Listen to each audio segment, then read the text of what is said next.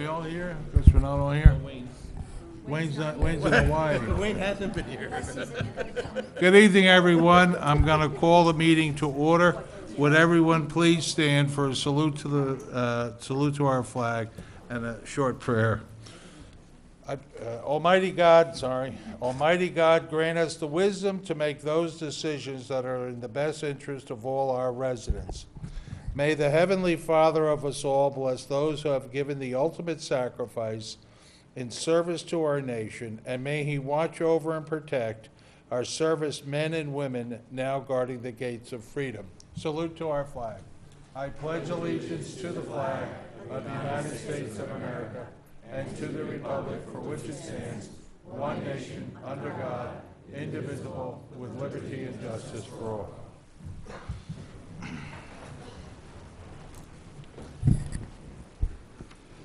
Terry, notice of publication?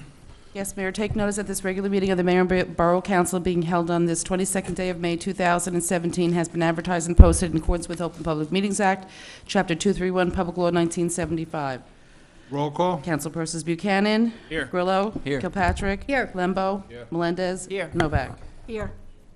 Okay, at this time, I'm going to call forward the people from Legacy Riding Stables. If you'd come forward, please. Hello, I need your name, dear. my name is Brittany Bojum, And where do you live? 3333 Bordentown Avenue, Sayreville, New Jersey. I want to thank you guys for welcoming Legacy into the community 5 years ago. It's crazy to think it's been 5 years since we had that first meeting.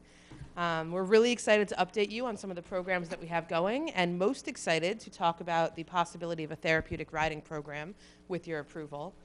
Over the last 5 years, we've created a feel at Legacy Riding Stables of a very friendly, family, culture-centric environment. And we try to make it a place that's welcoming to everybody, whether you have horse experience or animal experience or more allergies than anybody you've ever met and you'll never return. Our volunteer program is incredibly active. We have had over 100 participants in 5 years. We have more people joining us constantly. Our volunteers range from age 12 to 76. Everybody is welcome. The kids, who I have 2 of them here today, they might think I'm a little mean. We're incredibly strict with our academic qualifiers. You have to have A's and B's in all of your core classes. There's no slacking off. And to help them maintain that, we have hired tutors in the past to help them bring up those math scores. We really want them to succeed. While they're volunteering with us, they're not just learning how to take care of a horse. They're learning job skills. They're learning customer service. They're learning dedication. They're learning teamwork, leadership, a whole bunch of things that will help them down the road that if you tell them about it now, they kind of just roll their eyes. You also wanted us 5 years ago to start offering boarding and leasing to make horses more accessible to the general public. Within a year of being open, we had boarders. Within 2 years, we've had leasers. And our boarders and leasers, some of them are with us, say hi, are some of the best people I've ever met. They are found all over the park. They're cleaning up the trails. When trees come down in storms, they're the ones who are cutting them up and moving them off to the side of the trail. Do you mind if I ask, not being a horse person? Yeah. What's the difference between a boarder and a leaser? A boarder means that you made the commitment to own that animal for its life or until you decide to sell it. They can live for about 30 years. You have all of their medical bills. You have all of their care costs. And you're in charge of all of their exercise and programming. We just feed them and take care of them. And if something's going on medically, we'll let you know, hey, you need to have the vet out. A leaser is a little bit more flexible. It's when we still own the horse and you are leasing rights to that horse. Same kind of idea as a timeshare. Right. So you might lease the horse every day of the month. You might lease them every Tuesday of the month. It's great for families who, especially with the kids, who want to have a horse but realize their child at the age of 18 is going to go to college and have other interests. The horse lives to 30. It's like a shorter term commitment. Working out for you? Yeah, it's working out. But our boarders, they're fantastic people. They help out with everything around the preserve. They take almost as much personal pride in the nature preserve as a whole as the equestrian center, which is pretty fantastic. We've also started up horse rescue and rehab. I'm a little bit of a softie. I think all horse people are. We've had emaciated horses. We've had abused horses. You name it on the animal welfare spectrum, we've had them come in. And it's not just about helping the animals. It's a great way for the general public to experience animal welfare from a different perspective. We're all used to seeing the commercials with the sad dog nobody really thinks about livestock. But it brings animal welfare kind of to the forefront when somebody who's never ridden a horse comes and has a wonderful, safe experience, and then finds out that their horse a year ago was facing almost certain death. So just kind of a neat way to get the public involved in animal welfare. And with our volunteers, I see it as wonderful because after working with these rescue horses, they're learning dedication, they're learning empathy, and they're learning a type of commitment that in today's throwaway society is very often forgotten. And it's nice to see our young people sharing those kind of feelings and seeing that kind of work ethic. But being involved in a community, it's not just on the local level, it's not just with local high school kids and within your town or within your state even. I think people should be involved on the national level. So we recently started housing Mustangs, and it's fantastic, it's amazing. We are one of the only approved facilities in the state of New Jersey to house Mustangs. Currently, there are over 40,000 of them being held by the Bureau of Land Management. They are being taken off the rangeland out west. It's being used for cattle grazing, it's being used for oil companies, and those horses are paid for by the American taxpayer for their whole life, which, like I said, can be 30 years. It gets pricey. We have one young man, James, he's 17. He's competing in the Extreme Mustang Makeover. He is one of the only New Jersey residents competing in this. Very few people from this state even know that there are still wild horses, let alone get involved in training them. His competition's in 3 weeks. We're hoping to do more work with the Bureau of Land Management, kind of acting as an ambassador for the breed and for the history and the perseverance of America that the breed represents. And we of course still have our discount program. We really want riding to be affordable for everybody. Sayreville residents under Washington Stables before we came in received $10 off any trail ride. That is still in place. We also expanded it to cover a lot more of the children's activities. The pony rides, we started a new program for kids aged 4 to 7. They receive a tremendous discount on that one. Up to 75% off pony rides. Summer camp is discounted almost $100. We try to make it affordable for everybody, but not just for the Sayreville residents. We believe that any service member, veteran, police officer, firefighter, emergency response should be honored and should be recognized. So Legacy Riding Stables is proud to kind of push the community to honor those people who protect our community. So hopefully that's being noticed as well. And when we talked 5 years ago about Legacy coming in, we had big plans. One of them was therapeutic riding. And our therapeutic riding, I will explain it in just a second, in July marks our 5-year mark. And we're very excited to say we are ready to start a therapeutic program, but we need your help to do it. We are at the point where we have a therapeutic riding instructor in place. Yeah. And we are looking to start a program that's pretty broad, helping out kids with everything from autism to adults with PTSD. Within a half an hour to 50 minutes, there are several therapeutic riding facilities in New Jersey. The problem is that's far away. If you are a family with a special needs individual, driving 45 minutes once a week, it's not an easy commute. And to add to that, there's a waiting list at almost every facility right now. And it's not just a few weeks, several of them are many months. One of them is currently over a year. So the Sayreville community is currently underserviced in this aspect. It's something that can help improve the lives of many individuals, many families. But for us to be able to do this, we need your permission to rehab a riding ring that's kind of fallen into disrepair. Years ago, the Conservation Corps used to maintain more of the nature preserve. And Legacy's taken on a lot of that responsibility because the funding was cut to the Conservation Corps. I know there were some issues with some of the kids a few years ago, and that's awesome that we're doing it, but the second riding ring is no longer a riding ring. It's just a giant weedy paddock now, and we need to make it functional again because you cannot offer therapeutic riding and traditional riding in the same enclosed space. It's not confidential for the child who's there for therapy or the adult. What do you need? We need to have permission to rehab the secondary riding ring. Do you need anything else? Yes. What? We also need some safety things fixed. We've had issues with dirt bikes and quads coming into the nature preserve and running amok. Not just dangerous for them. We've had horses injured. We've had staff injured. Eventually, somebody's going to get very hurt. I know that you guys cannot stop them from trespassing, and the police Oh, no, we've been trying for 20 years. The police they're doing their best. The Yep. problem is they've taken down the few signs that were up, even removed some of the gates. Okay. If we can We'll have, speak to the chief about that. okay, awesome. So is there any objection to these two requests? Do we have, how much will this cost? Do we know? For Sayreville, Yeah. nothing. Oh, Yeah, we will cover you as far as insurance goes. We will be maintaining the ring. We say the same thing when you pick up the lunch check. Oh, And B. Anthony Construction is going to be Okay. helping Now, us do just the a program. couple questions for you. Yeah. And we're very, very happy with your progress Thank you. and everything that you've done, and it's excellent. So, I know you're busy, but were you aware in Sayreville we have the Brain Injured Children's Camp every summer? I was not, but Okay, it's a big program. The second thing is, we have the premier school for autistic children in Sayreville. So if you like, we'll send you the contact information, and I'll leave it up to you to see what develops. But Fantastic. both are just, I mean, the Brain Injured Children's Program has been in existence in Sayreville for 50 years. okay, that's And fantastic. the autistic school was built within the last 7 years. I believe they so- share a property line with us. the They Steelers. do. Yep. They do. We have a few other things. They're smaller things. As I'm sure you heard, another driver drove off the road and threw a telephone pole in front of the horse farm. Unfortunate for the driver, also unfortunate for us, because every time that happens, and it seems to be rather consistently, we lose power, which in the summer doesn't matter. In the winter, if we lose power, we have 40 horses with no water because all the water troughs freeze over. I don't know if it would be possible to put a guardrail on that curve. That's a request from the county, but we'll certainly put it in. Okay.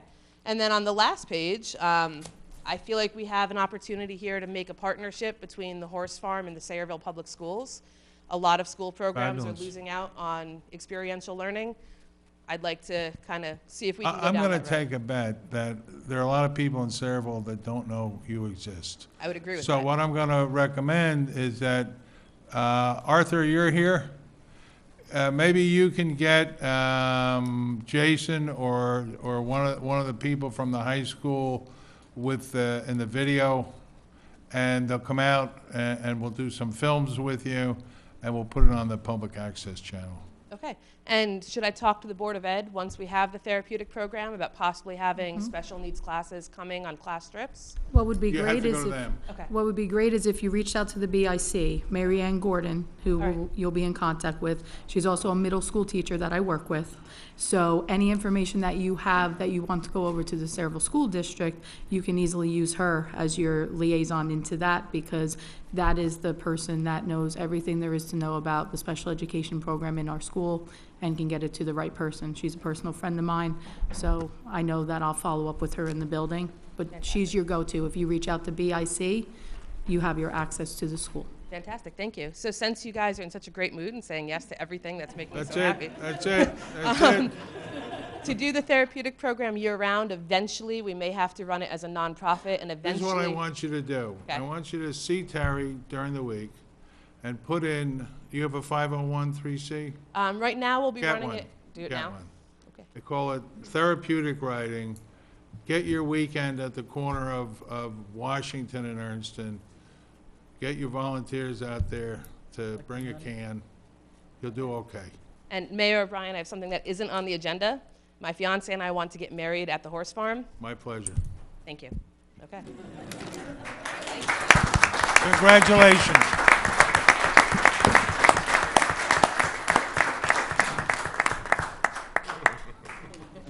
All right, so all you horse people can go out for a steak now. That's it. Okay.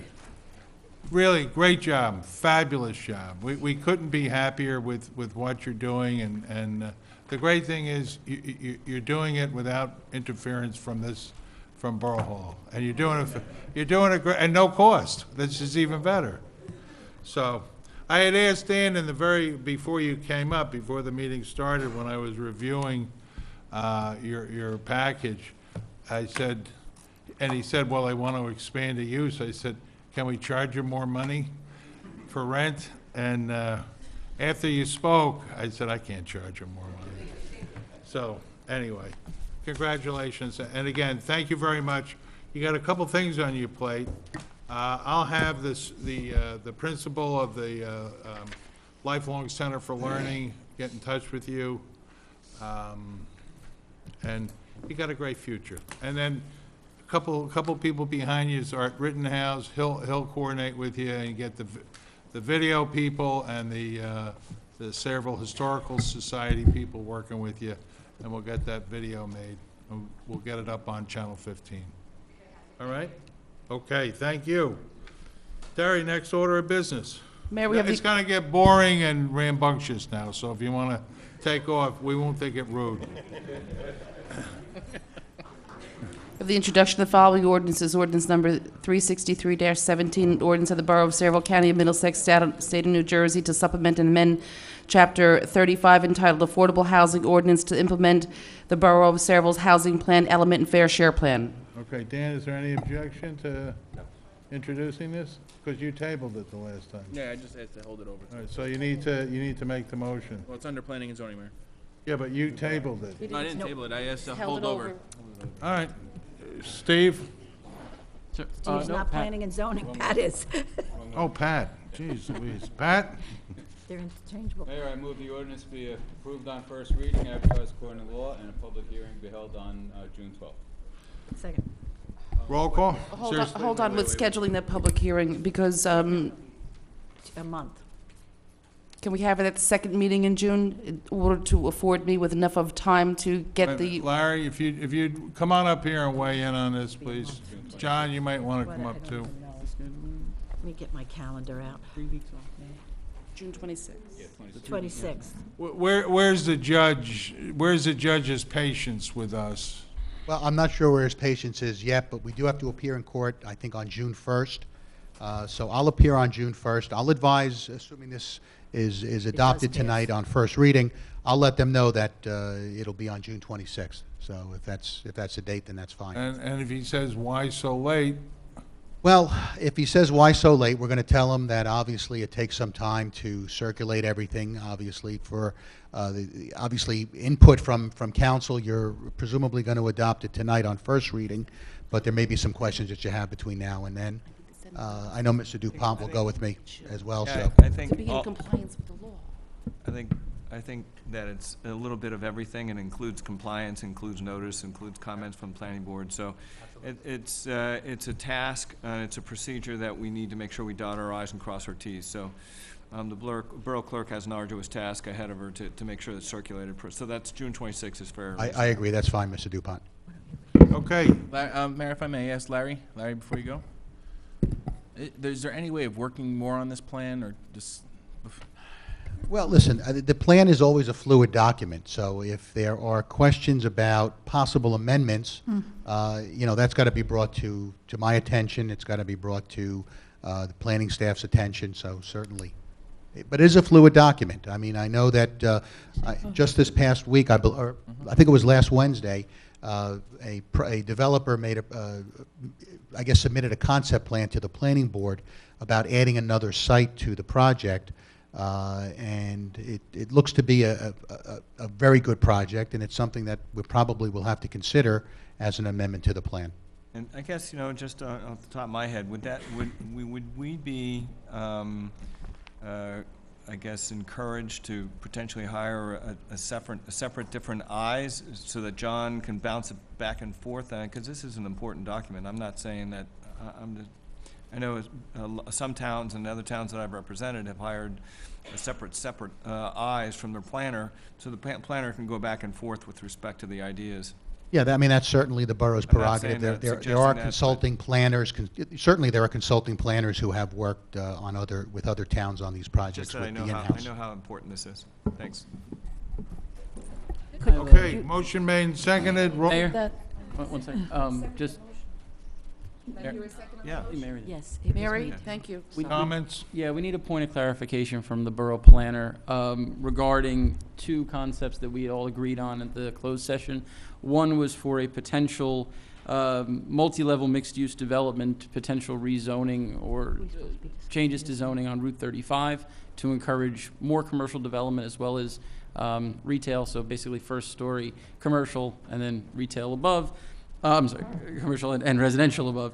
And then a potential adaptive reuse plan where we would analyze buildings within the borough that could be used or converted to residential that are no longer used. So those would be included in a separate document from this plan, but we would need to take action on it to produce that, correct?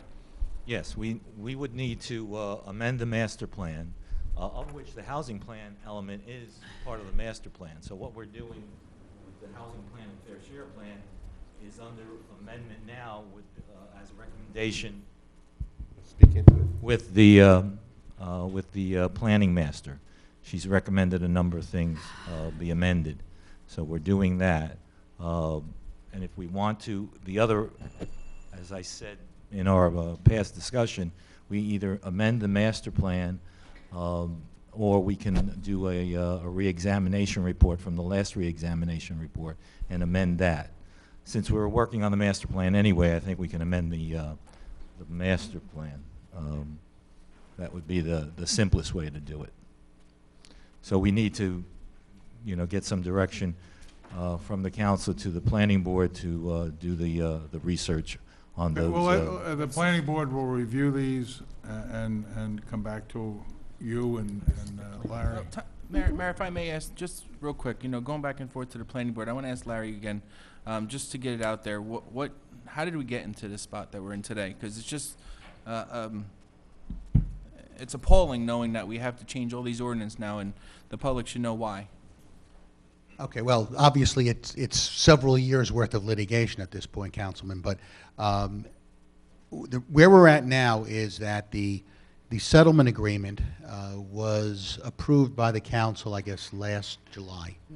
And in the interim time period between last July, or it may have been August, but last July or August, we are required to obviously come up with enabling ordinances to facilitate the affordable housing settlement. I think Larry, and Well, I'll do it. Why do we have to meet these affordable housings? Had we not done it in the past? Okay, that's the question then. Okay. No, we had done it in the past to some degree, but what happened was that we were certified, I believe, for the second and third round of COA, and that was a number of years ago. The COA was essentially disbanded a number of years ago, and as a result of that disbandment, the court system took over. A case that went to the New Jersey Supreme Court mandated that the judges in each county, and not the Council on Affordable Housing, would be responsible for administering the affordable housing programs in every municipality within that vicinage, within that county. All right, so Sayreville, every other town in Middlesex County filed declaratory actions to present to the court to indicate that they were COA certified, but even though they were COA certified, there is a requirement based upon a report from the Fair Share Housing people that every town in Middlesex County, every town in New Jersey for that matter, was deficient in affordable housing. So that's where we are today. You know, the question is whether or not there should have been more affordable housing in some of these developments. That's really not something I can ask or answer because I wasn't involved at that particular time. But I will tell you this. You were COA certified first round, second round, third round. You got bonus credits during that time period. And all we're essentially dealing with now, and we've been dealing with it now for a number of months, as we know, is trying to come up with these ordinances to enable the affordable housing program to be implemented. Right. So what you're saying is that because we have to meet this affordable housing, we also have to build market value homes. So somewhere down the line, somebody didn't get the right amount of affordable housing when it came before the planning board, say? I can't answer that, Councilman. So who would be able to answer that question? Probably the planning board. I mean, Because now we're going back and looking at the planning board again to give us more advice, and they didn't do what they were supposed to do with to begin with, beginning. I mean, this is ridiculous. This is absolutely ridiculous that we now have to build so many houses because the planning board didn't do what they were supposed to do, and now we're going back to the planning board. I mean, I don't know what the rest of the council thinks, but, I mean, this is, and I understand that our hands are tied because we're in court, but we shouldn't have gotten this far to begin with. Now we have all these market value units. Agreed. I mean, you know, I look right over at Town Lake, and I was under the assumption that because these laws were enacted and we now have an affordable, we have to comply with these units, why was there no affordable housing placed, at least in the, the Camelot edition? Was there an affordable housing component that was supposed to go in there? yeah, I'm not familiar with an affordable housing component there. The only ones that I do know that the planning board, I believe, did impose an affordable housing requirement was the Chase Partners, all right, which is part of Yes. this plan. Right, which we got credit for. All the other sites obviously are new sites, all right, the two Kaplan sites, the PRC site. I respectfully understand that you wouldn't know. Mr. Cornell, would you have any information on that? Was there an affordable housing component that was brought forth either by the developer or by our planning board in reference to at least the Town Lake Camelot section? I think I discussed it at the last meeting. Yes, there was. There was a conversion application because there was an age restriction on the units in that development, and there was a conversion requirement that the state permitted, and as part of that requirement, there was supposed to be affordable housing element. There was some litigation with the developer and the planning board. There was a proposed settlement that did include affordable housing, and the planning board determined that they did not want to accept that settlement, so they did not require the affordable housing component. So the developer then, it sounds like, actually came forward with saying, I'm willing to put in affordable housing units, but our planning board opted not to take that. Not only willing, they were obligated. They were obligated. And our planning board said, no, don't do it. So I actually, I want to echo what Council President Buchanan has said. If we have this issue already in front of us, and I know for a fact that I am not satisfied with the plan that is put before us right now that we have to comply with, I don't feel comfortable going back to that same board that clearly ignored even the developer coming forward saying that we have a requirement to do this. They opted to say, no, we don't want you to comply with this. I don't feel comfortable going back with them to create yet another plan. Now, I did hear what Mr. Dupont said. Is there a way that we can, as a council, bring in maybe another set of eyes to take a look at the planning of what we have to do moving forward? Maybe there are other options. I remember months and months back that I actually had made the suggestion that we look into the possibility of using veteran housing to comply with some of our COA obligations. Obviously, that's not a part of the plan because I don't see it reflected in there at all. So in moving forward, I'm okay with introducing this, but I would absolutely vote no on the plan the way that it is currently being brought forth unless we bring in another set of eyes and another plan really come forth. Unless there's a real change in what is currently in front, I can't support this the way that it is. So I would like to turn around and ask my council cohorts if they feel the same as I do. I have a question for the attorney. Is it possible, how is it possible that a board can violate the law? I mean, they were told that they had to have affordable housing.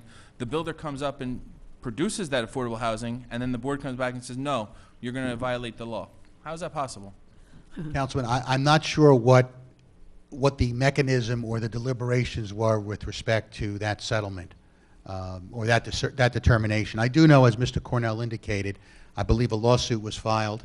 I believe there was, and I don't know if it was a settlement, Jay, or not, but it may have been, but that was obviously something that was settled with the developer. But yes, as a land use attorney, yep. Can a board require a builder to violate the law? Well, I think you know the answer to that question. Of course not. I mean, Yeah, I do. yeah, of I course believe not. I know the answer, but yeah. so should the board that sits up here. Right. Yeah. No. Obviously, there are municipal land use laws that have to be complied with. There are standards in dealing with approving residential subdivisions where there should be an affordable housing component. There's no question about that. It's either 15% or 20%, depending upon the type of housing that it is, either rental or fee simple.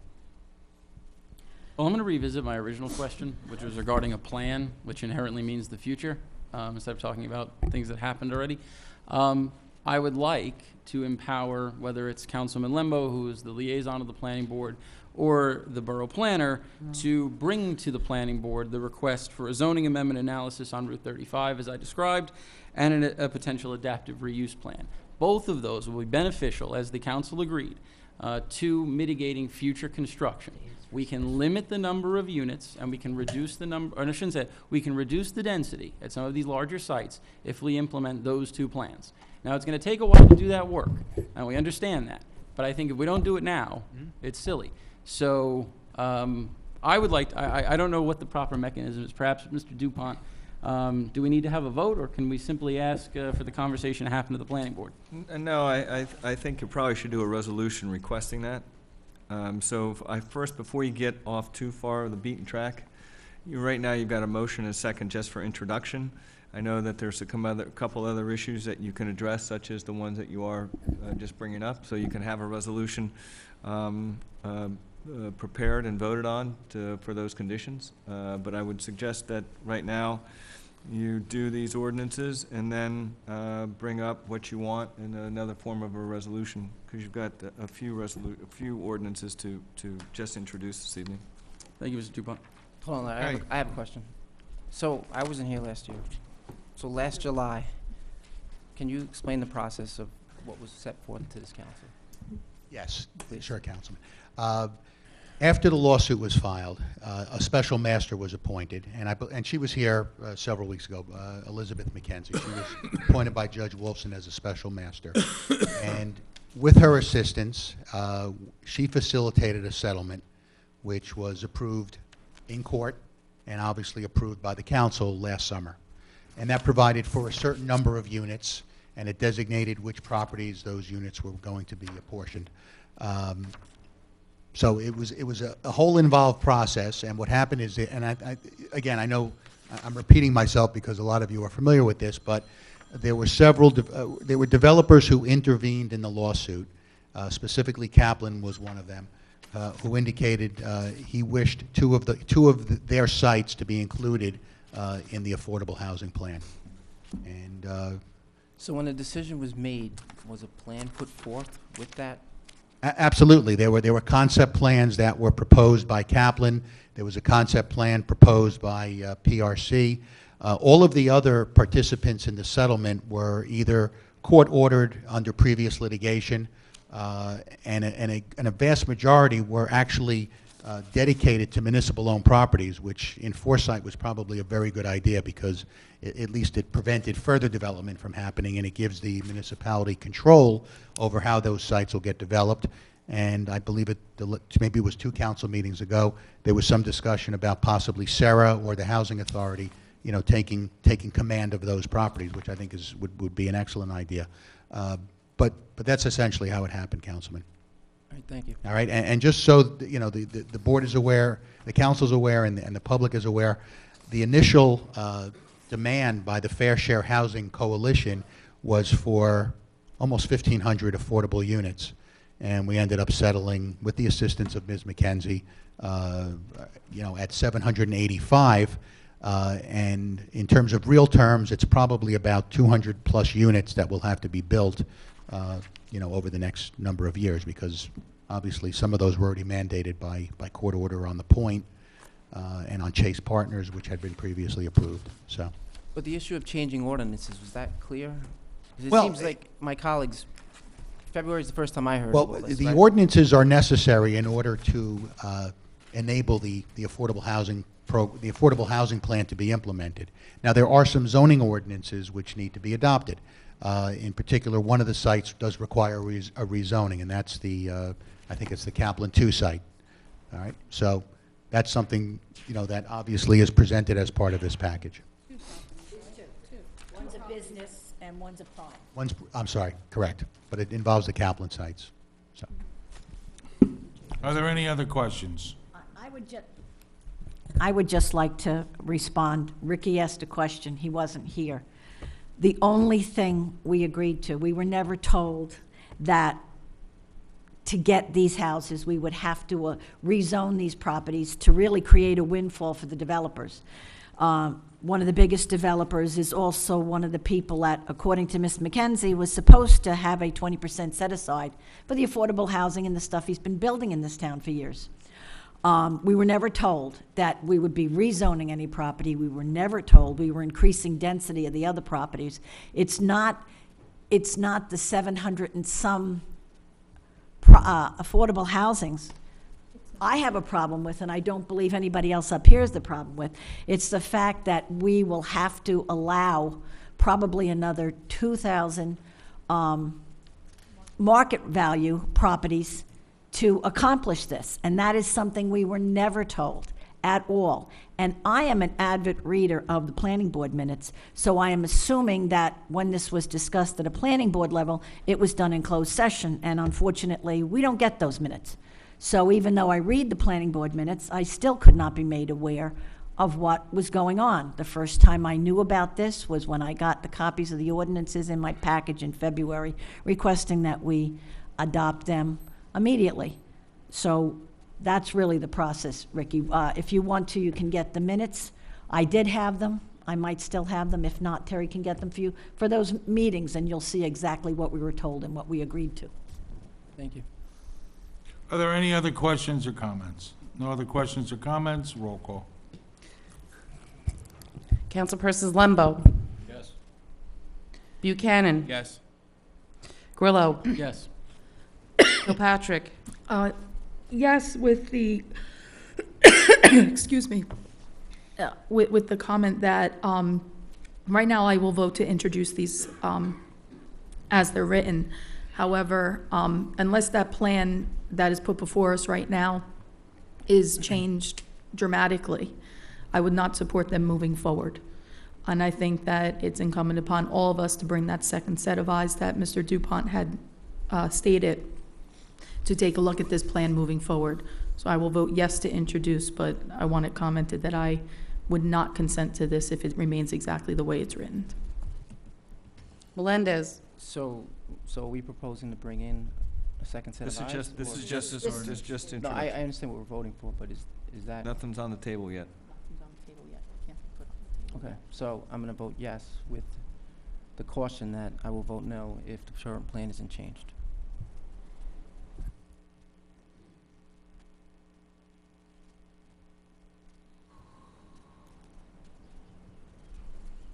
Novak. I'm going to vote yes, and to not drag this on, can I say ditto? Thank you. Next item, Terry. Introduction of ordinance number 364-17, ordinance of the Borough of Saraville County, Middlesex, State of New Jersey, adding a new section to Chapter 26, Section 25-111, entitled Development Fee Ordinance of the Revised General Ordinances of the Borough of Saraville. Pat Lembo. Mayor, I move the ordinance be approved on first reading, advertised according to law, and a public hearing to be held on June 26th. Second. Roll call. Councilpersons Lembo, Yes. Buchanan, Yes. Grillo, Yes. Kilpatrick, Yes. Melendez, Yes. Novak. Yes. Introduction of ordinance number 365-17, ordinance of the Borough of Saraville, County of Middlesex, State of New Jersey, supplementing and amending Article 3 of Chapter 26, Land Development of the Revised General Ordinances of the Borough of Saraville, to permit affordable accessory apartment in the office service overlay zone. Councilman Lembo. I move the ordinance be approved on first reading, advertised according to law, and a public hearing be held on June 26th. Is there a second? Second. Roll call. Councilpersons Lembo, Yes. Buchanan, Yes. Grillo, Yes. Kilpatrick, Yes. Melendez, Yes. Novak. Yes. Introduction to ordinance number 366-17, an ordinance of the Borough of Saraville, County of Middlesex, State of New Jersey, supplementing and amending Article 3 of Chapter 26, Land Development of the Revised General Ordinances of the Borough of Saraville, to permit inclusionary multifamily dwelling within the planned residential development district option. Councilman Lembo. I move the ordinance be approved on first reading, advertised according to law, and a public hearing be held on June 26th. Is there a second? Second. Roll call. Councilpersons Lembo, Yes.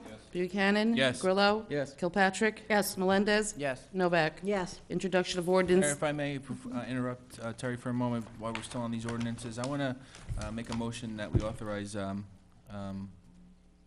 possibility of getting a planner, an additional planner set of eyes. So I'm making a motion that Do we, you have a budget number on that, not to exceed? I don't know if anyone And knows what's, what that would what's go the about. purpose of this person? Get a second set of eyes, but at the same time, I'm also asking that we authorize Mike to look into the planning board and making sure that they're fulfilling their duties. Second. Oh, my God. Roll call. Can they pass a similar ordinance about everybody sitting up here if we're doing our duty? Just asking. We are, Mayor, because you're Just planning board. asking, just asking. Okay. Roll call. It's the resolution to hire an additional planner is with, I don't know, Mike, do you know, or Is there anyone? You an have amount? a not to, Number? John, you have a not to exceed number? It depends who you hire, because there's all billing. wait a minute. I would say not to exceed.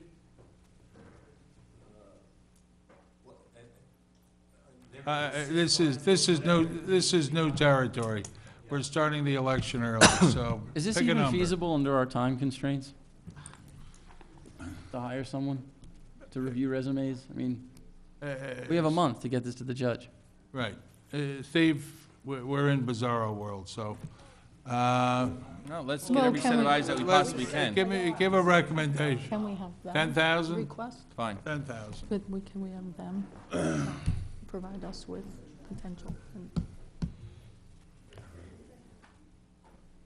Councilpersons Buchanan? Yes.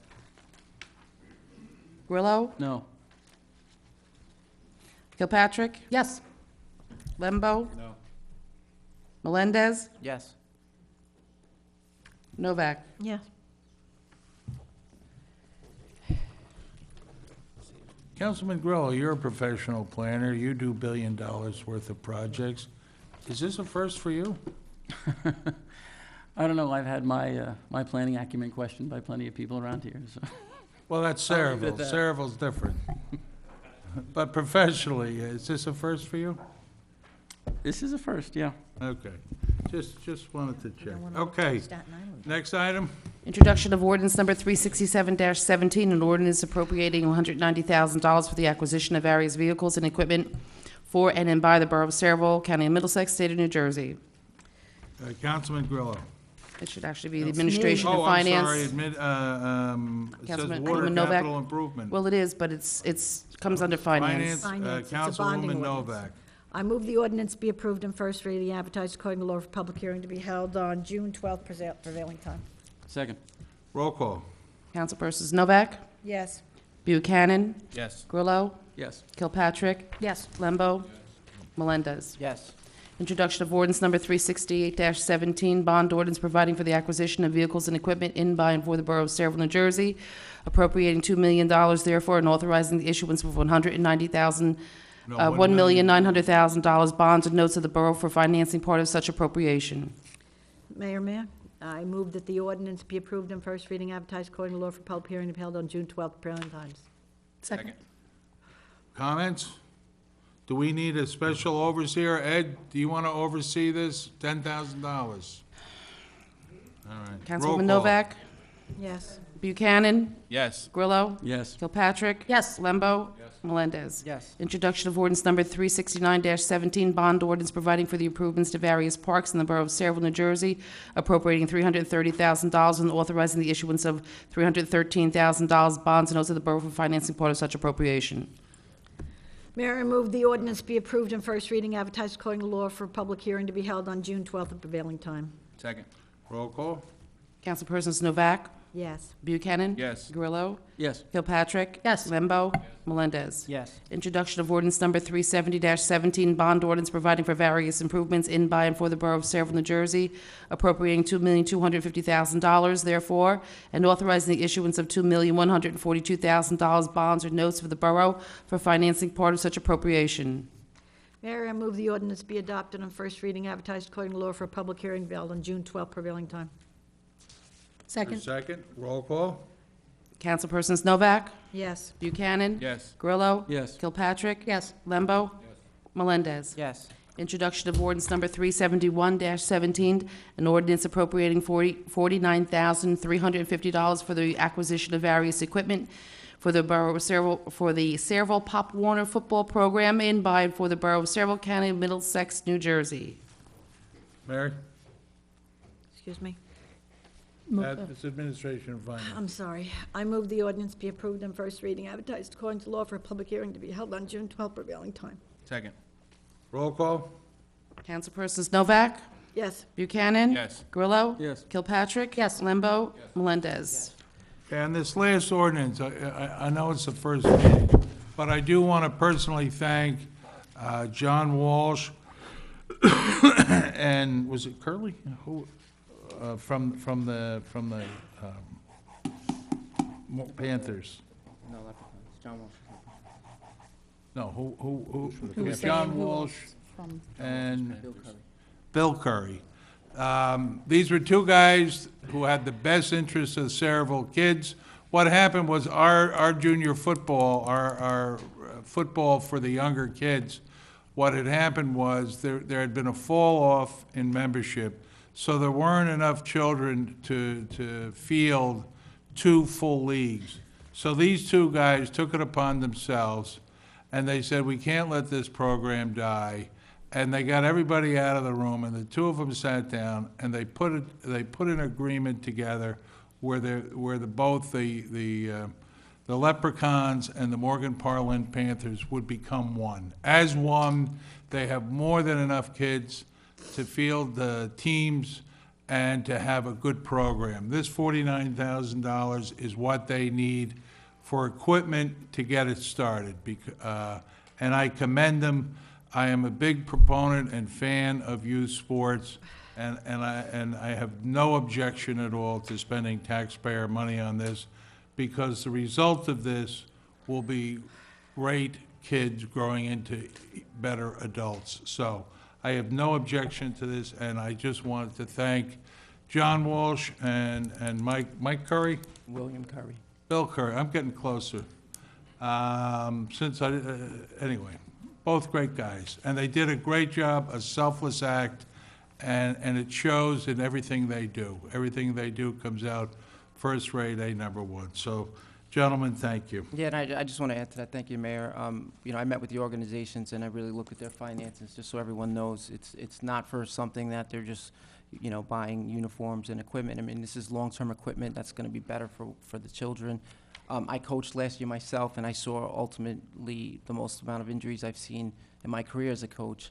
And it was due to the fact of what the mayor said is we don't have enough children in both organizations. So not only was this something just better for the town, it was more of a safety issue. So thank you for everyone agreeing to this. Okay, with that, I'm going to open the public portion on the consent agenda. Are there any questions on the consent agenda? Being no questions, I'll entertain a motion. Mayor, I move the public portion be closed and the consent agenda resolutions be approved on roll call vote. Roll call? Councilperson Buchanan? Yes. Grillo? Yes. Kilpatrick? Yes. Lembo? Yes. Melendez? Yes. Novak? Yes. Okay, there's nothing for executive. At this time, I'm going to open the public portion for questions or comments on any and all issues. Please state your name and where you're from, please. Good evening, councilmen and women. My name is Mina Kolta from Mattawa, New Jersey. I'm a Middlesex County freeholder candidate. I'm doing research currently, trying to see how in the future I can help the cities in the county when it comes to taxes and other services. And I have a couple of questions today. Okay, so for your budget, I just wanted to confirm some numbers, if anyone can confirm for me. On your budget for 2017, your appropriations were $56,966,041.67. Is that correct? We don't have the CFO is on vacation.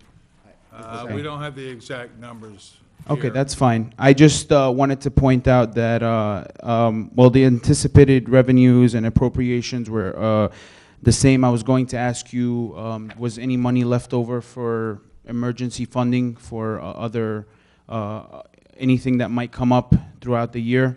There always is, but what's happened over time is the state when I began 21 years ago, we used to keep about 1 week's operating capital in the bank. And what's happened over that time is the state government has forced the municipalities to reduce the amount of surplus. So we're now operating with 2 days capital. That being said, it's not the soundest of financial plans, but we do have the ability to tax and to borrow. And Sayreville has an extraordinarily high bond rating, and we don't have any problem going to the bond market. And we have probably one of the best CFOs in the state of New Jersey. So the state compels you to keep a very small amount of money compared to your total operating budget in reserve, but it has worked for us, and we continue. Okay, I wanted to ask you about that credit rating. What's the current credit rating for Sayreville when you get bonds? What is it?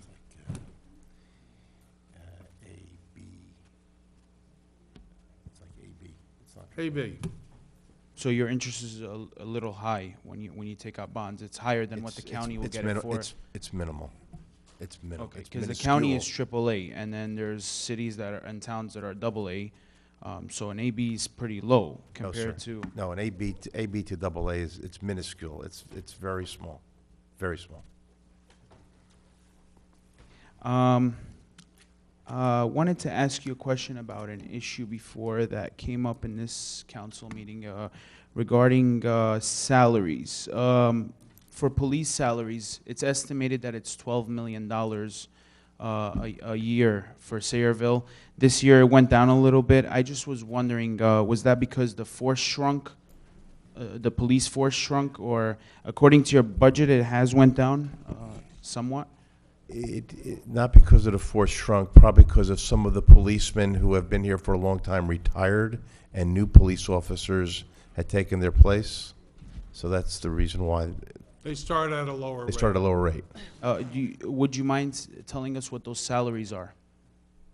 Starting salary of an officer that's out of the police academy is $49,000. I'm not sure what top salary is. Okay, that's fine. And we did have 92 last year, and we're down to 86 this year. Down to 86 now. So we are lower manpower as well. Okay. Another salary I would like to ask a question about is the $2 million salary given to the water utility. Water utility. It's in your budget, I believe. There was salaries under water utility for $2 million. That could be, but it's not a utility, it's part of the borough. Yeah, so Not a what, separate utility. does anybody know It's off a the top of your head how department. many people are working there currently? Go ahead. At the water department, I believe we have 12. 12. And that does not include, we just took over a Durnal water system, which would include another 7. Okay. And finally, my final topic is equipment. I see there was something on the equipment to be introduced in one of the next meetings, but I wanted to ask about equipment being bought for police officers, walkie-talkies, radios specifically. We just went through a purchase of radios, yes. Yes. What brand did you buy? Harris. Harris. Compared to other options, did you look at other options before? Yes, sir, we did. What were the other options that were looked at? We also looked at a manufacturer called Motorola. Okay. And there was another third party that we asked for, but did not get a proposal from them. I forgot the name. What was the price difference between the Harris and the Motorola?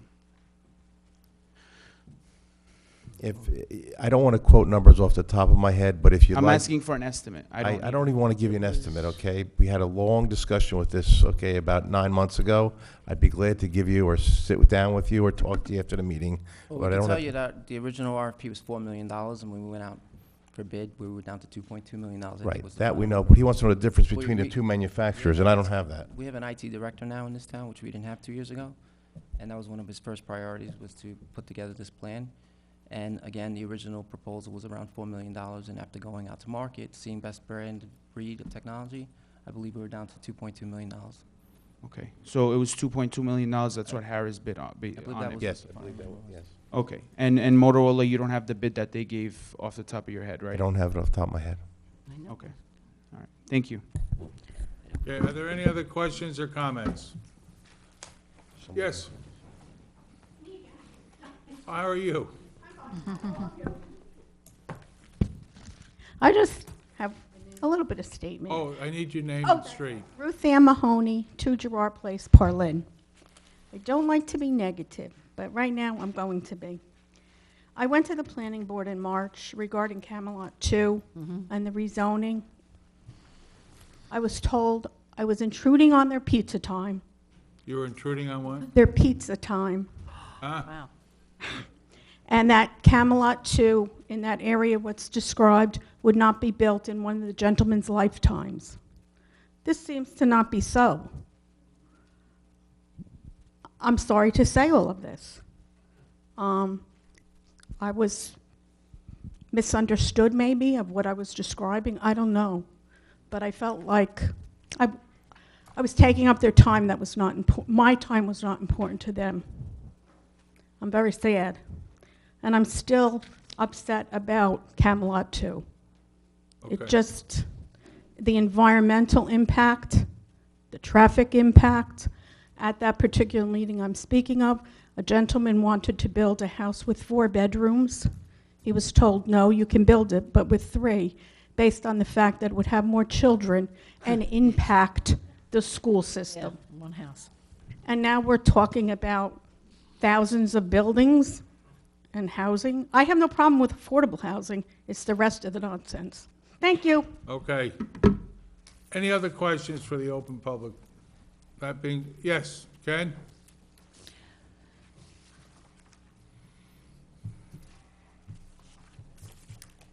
Thank you, Mayor. Ken Olszewski, 108 North Edward Street. I would like to compliment the council on their questions tonight on affordable housing and their actions in looking for a specialist. Now, let me start out by saying I am not disparaging any of our professionals. I'm sure they're doing a fine job, but I think it's a question of looking for people who do this kind of thing day in and day out, like we're facing with COA.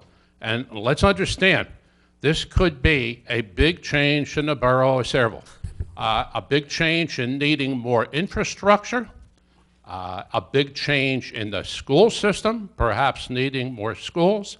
I know it's not going to be built out in the next year or two. We're not going to see a few thousand units going up. But the decisions are going to be made right now through the court that are going to affect us for a long time to come. That's my concern.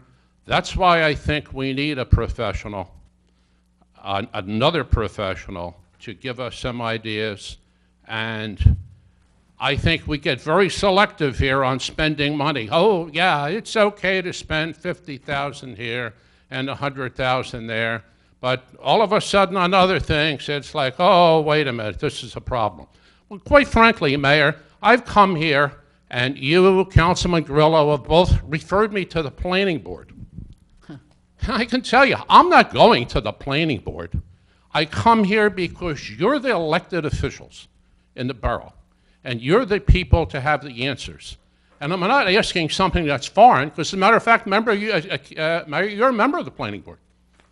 And Councilman Grillo has spent last year, Councilman Lembo was this year. I think when, and I'm not speaking for myself, when you try to chase people to another board, I think that's a little bit of a put-off.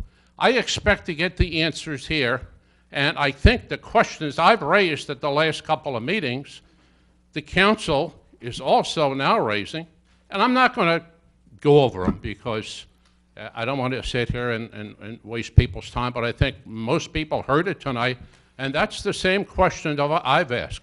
Why do we have to build 700 plus affordable units? Is it the judge got up one day and said, well, I don't like Sayreville? I'm going to stick Sayreville? No, it appears to me to be a penalty because we didn't do it over these years. And when the attorney, when Mr. Sachs said something about COA being disbanded, I want to make sure everybody's clear on that. That COA meaning, I think he meant the Affordable Housing Commission or Board to enforce COA. Is that right, Mr. Attorney? And the COA concept or the COA law has not been disbanded, and we're still responsible for that. And I'm going to give you a little short story on why I think it's worth it to spend this money. I'll try to make it brief, and I'm going to take the personal out of it. But when I was elected to the council some years back and sat there about 9 months, and we kept getting beat up in negotiations. And having been running the Northeastern Division of an international company, I had a Teamsters union. And they were the days when the Teamsters union meant Jimmy Hoffa, they meant Tony Provenzano, et cetera. So it was a pretty tough go. Oh yeah, we had a labor relations department in corporate in Colorado, but the day-to-day stuff was mine to deal with the Teamsters union. So I had a little background on it. And getting beat up, I said and the agenda used to be in 310, I said, you know, we need to hire a labor attorney. And then Mayor McCormick said to me, well, do you know one? I replied, no, I don't know one, but I can tell you, I'll sure in hell find one. And I made a call to Frank McDermott, who was the chairman of the Turnpike Authority and had a major law firm, and didn't really know, I probably met him once, but didn't really know him. Told him what I'm looking for, and he sent down Bob Clark. And that's how Bob Clark, when my colleagues voted for a labor attorney, that's how we wound up with Bob Clark. Now I want to fast forward to about 9 or 10 years later, and Mayor O'Brien was elected and was about to take office. Elected in '99, was going to take office in 2000. And there was a discussion about what do we do about a labor attorney. And I said to now Mayor O'Brien, I brought Bob Clark into the borough. I don't have any big relation with Bob Clark. I haven't talked to him in 3 or 4 years. But let me tell you something, Kennedy. If you're going to replace Bob Clark, I would suggest you get someone who is his equal. And to his credit, I'm not going to say he totally listened to me, but I think I know who else he talked to, whose names I'm not going to bring up. I don't usually tell personal stories up here. And to his credit, he kept Bob Clark, and I guess he must be pretty pleased with him, because Bob Clark is still our current labor attorney a lot of years later.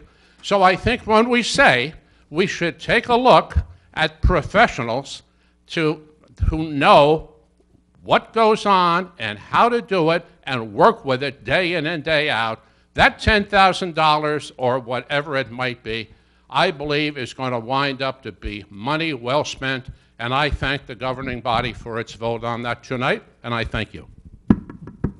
Are there any other questions or comments? Jim?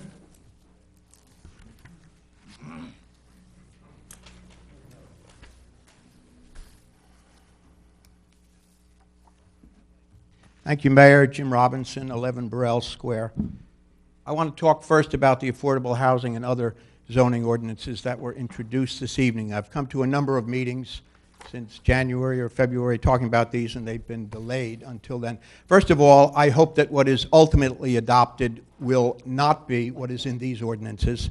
I have suggested many, many times that there are a lot of better alternatives than this plan, which is to build 5 houses to get the one affordable housing unit that you need, and we need 785 affordable housing units. Now, I'm not good enough to do the math, but that's an awful lot of market rate homes that we're going to have to build to achieve our affordable housing. So I would prefer, and I was very happy to hear Councilwoman Kilpatrick talk about veterans housing. I sent you all a plan that was developed in North Jersey where people have a lot of better alternatives. Veterans housing is one, assisted living is another, housing for those folks who are institutionalized and age out of it is another, victims of domestic violence is another, and there are a lot. There are a lot that were in that report that I hope all of you got to read. So I hope that is not adopted, but if it is, I would hope, and I spoke about this before, that the bulk standards be the same. So for instance, I know at Camelot 2, the bulk standards are less. They are inferior to the bulk standards in other places with respect to setback, with respect to perhaps density, with respect to open space. So I would hope that if you are going to adopt that ordinance, which I hope that you don't adopt, that you will at least adhere to a uniform standard and that it be the greater standard rather than the inferior standard. I would also suggest this. Some of that property on North Ernston Road is zoned prime. Prime is public, recreational, institutional, municipal, and educational. That is property that abuts Kennedy Park. I would hope very much that you would not rezone that property. That was rezoned into prime during the McCormick administration when I was chairman of the planning board, to preserve that area, to have that area be something that would complement the park. And perhaps in time, using open space funds, we could acquire that and maybe even acquire the 40 acres adjacent to it. to be a part of the park. So I would very seriously ask that you, or sincerely ask that you certainly not rezone that portion that is prime. Now, the thing that I want to talk about, I've talked about many other times before, and that is the Fulton's, the Mocco property suit. I asked the council, or the mayor and council, many, many times to please settle that suit. As you know, that suit has gone on since the year 2000. The borough has expended $1.2 million in legal fees, and that was the cost as of January. I haven't bothered Wayne to ask him what it is now. Could be 1.3 million, could be 1.4 million, I don't know, but there's been recent activity lately with that suit. My understanding, and Mayor, I sent you, and I think I sent other members of the council, an email about this. My understanding is there was a decision with that suit this last week, at least a partial decision, and it was not in the borough's favor. And you might recall, Mayor, that I told you a couple times that my greatest fear was that if the borough didn't prevail in this suit, that Mr. Mocco would be able to build those 200 market rate units there, and we would also be saddled with building the other market rate units that are required under this affordable housing obligation. That's an awful lot of homes.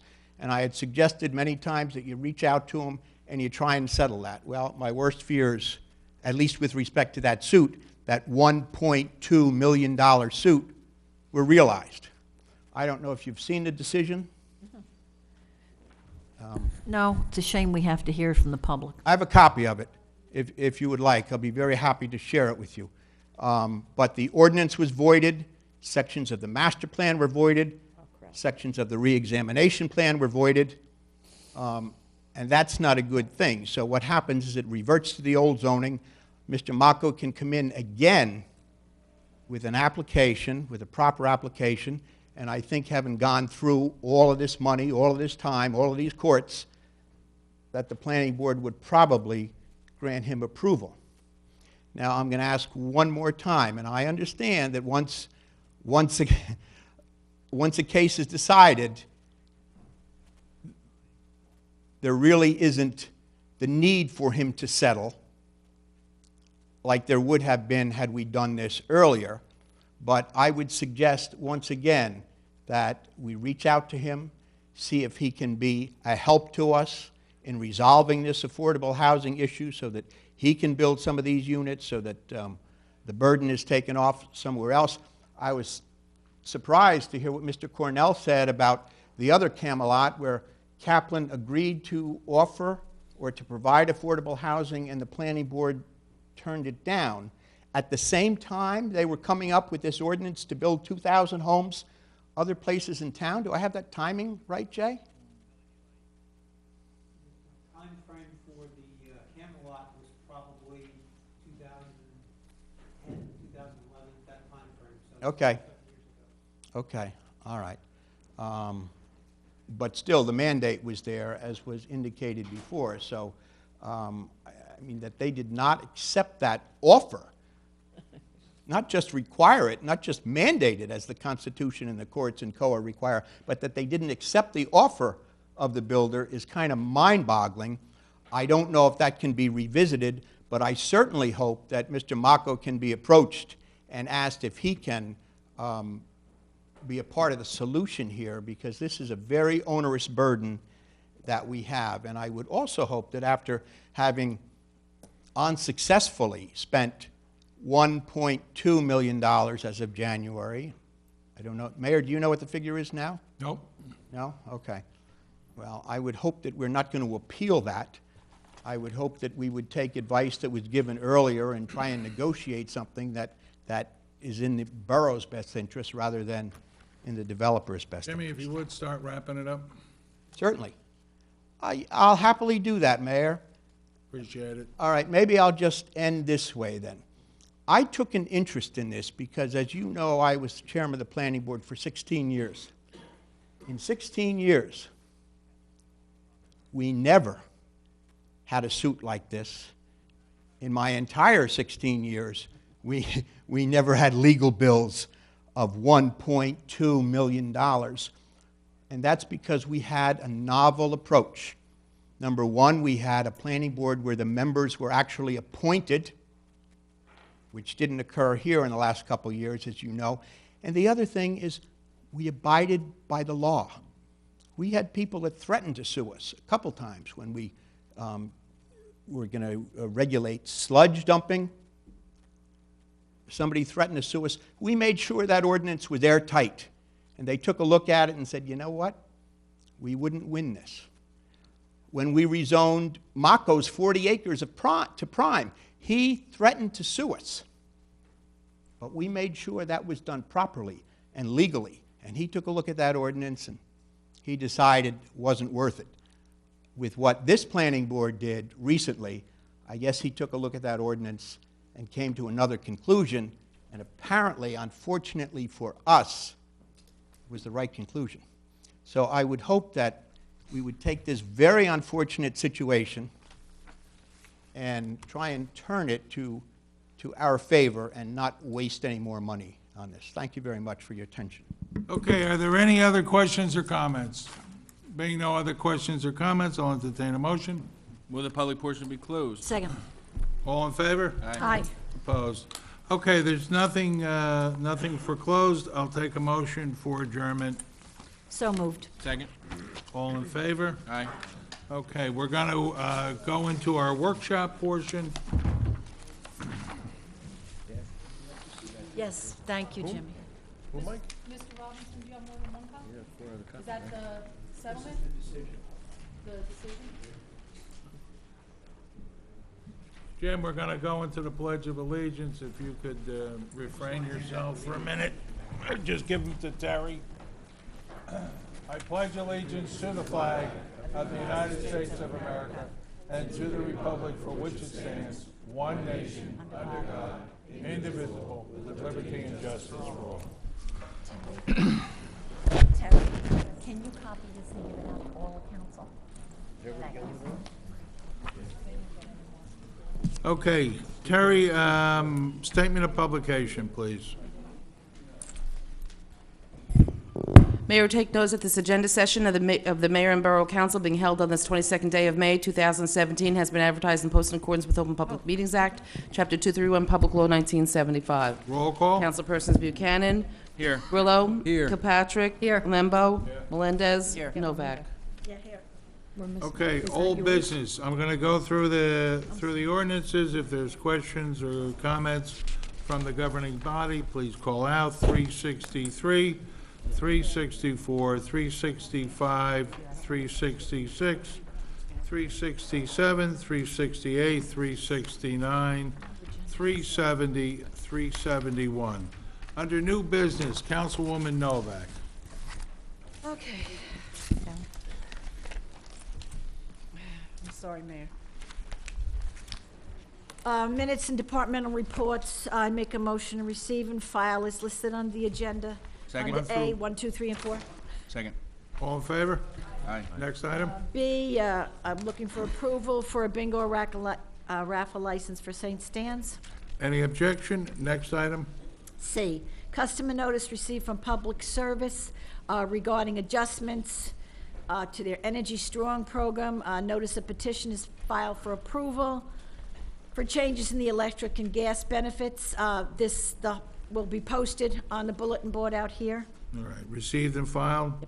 Next item. Application for an extension of licensed premises received from Costa Verde. They're going to have a special event in their parking lot for Portuguese. Is the chief, Mayor, is he there are okay with comments, that? there are There are comments comments attached to your agenda tonight. Yes. The mayor, the chief does have questions from from Costa Verde, which needs to be answered. Costa Verde did provide me late in the day with a sketch of where his So event. let's do it this way. Yeah, I called the ABC. The ABC put it on hold because as it stands with the Right. ABC, when they get their application now, it's digitally filed to them.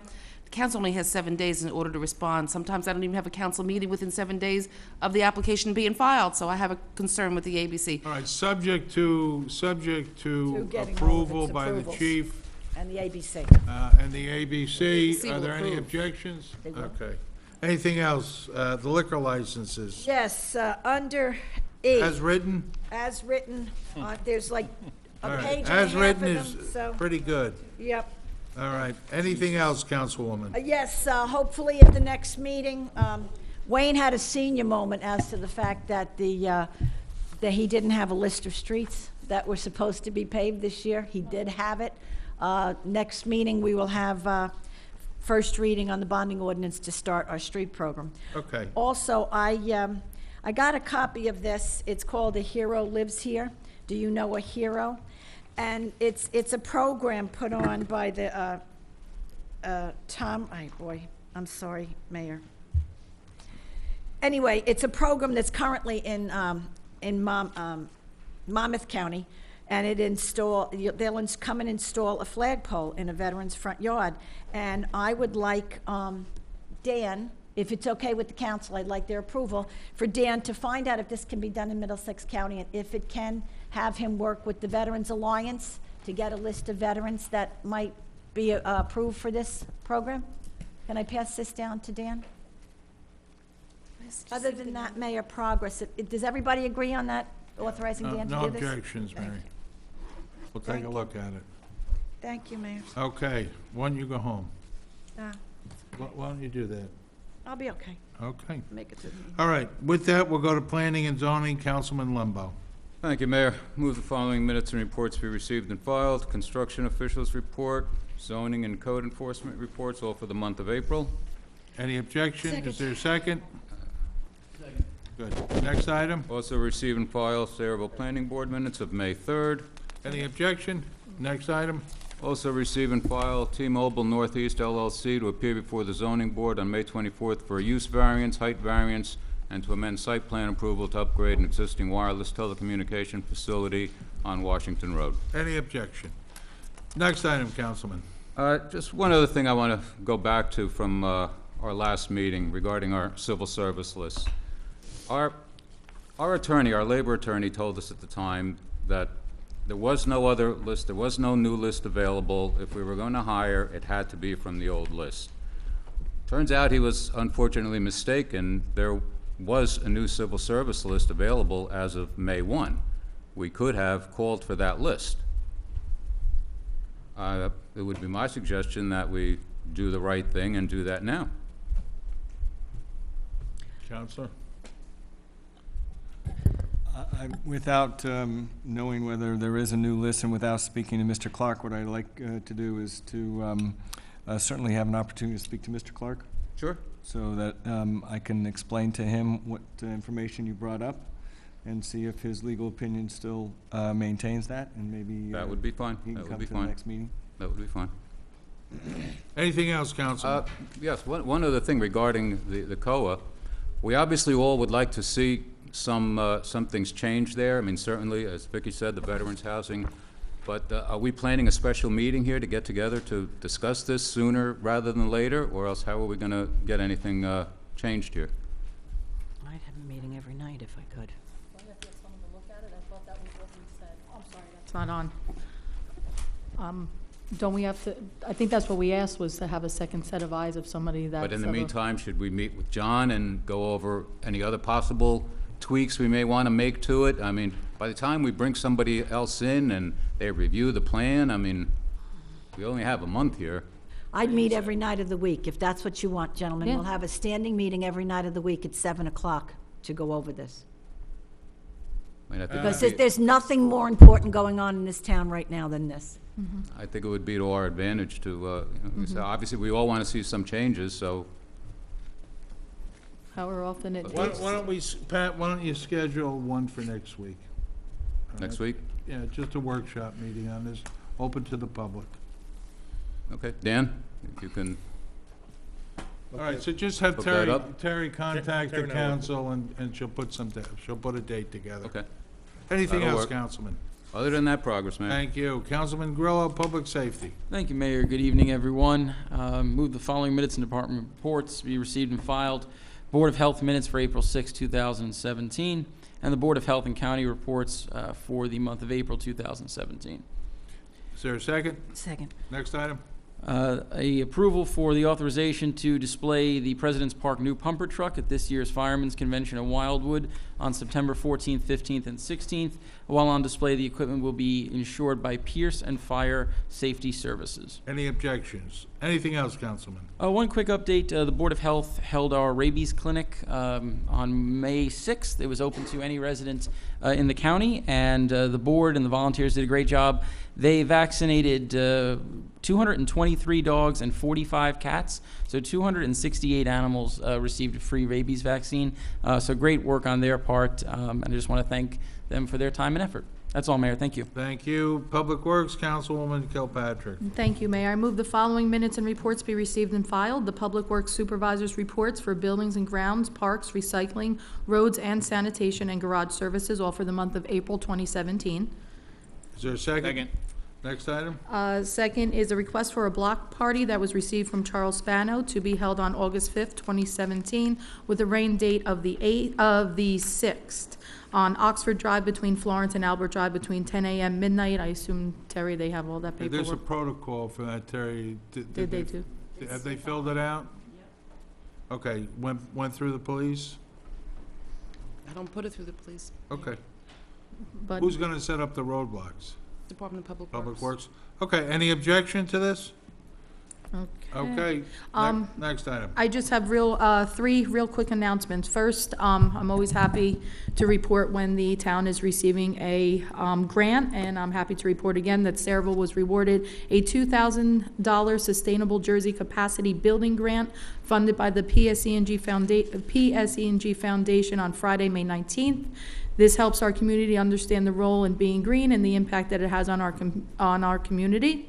It is obviously incredibly important, and once again, I want to say thank you to the sustainable team, the green team, and of course our very own Elise Barone for getting us yet another $2,000. Secondly, I also wanted to give a little update on our green team and the latest that's happening there. Once again, through sustainable@saraville.com, which is a website that was put together by the green team, Ms. Rebecca Garbowski has created what is called the Rescue Record. It's an attachment to our site, and it literally has to do with what it sounds like, rescue efforts in relation to animals and all types of pets, from pigs to dogs and you name it.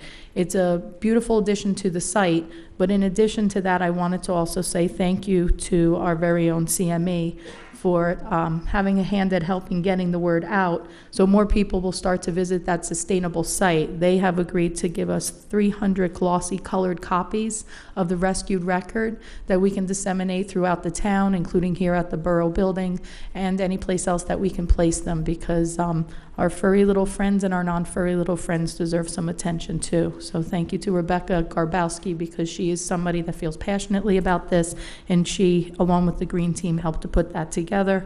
Last but not least, I'm very excited to have been presented, the borough's been presented with a award, the Bronze Award, for outstanding achievement in creating programs that provide and promote commuting options for employees. If you remember a while back, I had asked that Dan Frankel meet with the Complete Streets program, and he did so.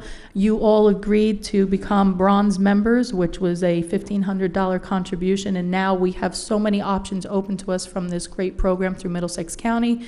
They awarded us with a lovely plaque, and I'll present that over to Terry to be displayed wherever you choose. So that'll be all. Thank you. Anything else? You can carry it. Nothing else. Progress, Mayor. Thank you. Recreation, Councilman Melendez. Thank you, Mayor. Item 8, minutes and departmental reports. I move the following minutes: the Recreation Advisory Board minutes of April 8, 2017, and the Recreation Director's report for the month of April 2017. Second. Next item. Item B, a letter of resignation received from Jen Barrero for her appointment on the Recreation Advisory Board. Is there a second? Second. Next item. Just on recreation, I just want to thank the Recreation Department for the fishing derby this past Saturday. Fortunately, it rained, but the children were there, and Councilwoman Kilpatrick and Novak. We were wetter than the fish. We were wetter than the fish. So I want to thank them for that. Just just one note. This past week was a real exciting time for me. I graduated from Columbia University.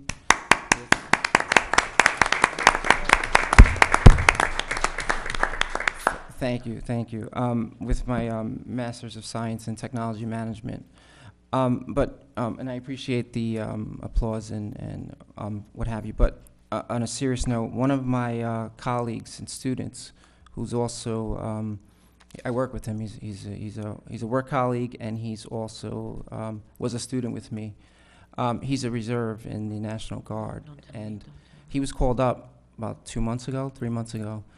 And he's on active duty now, and he will be coming home, I don't know, late August, they say.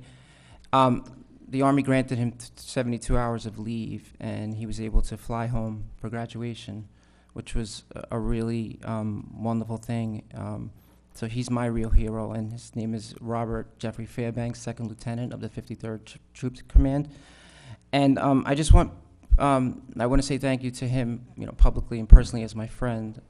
And as we remember this Memorial Day coming up, we remember our past people who protect us. But it actually hit me, being that he's a professional, he has a job like me, he's in school like me, he has a family and 2 kids, and I get to be at barbecue this weekend having a good time, and Jeff is out defending our country. So I just want to say thank you to my friend and fellow colleague, Jeff Fairbanks.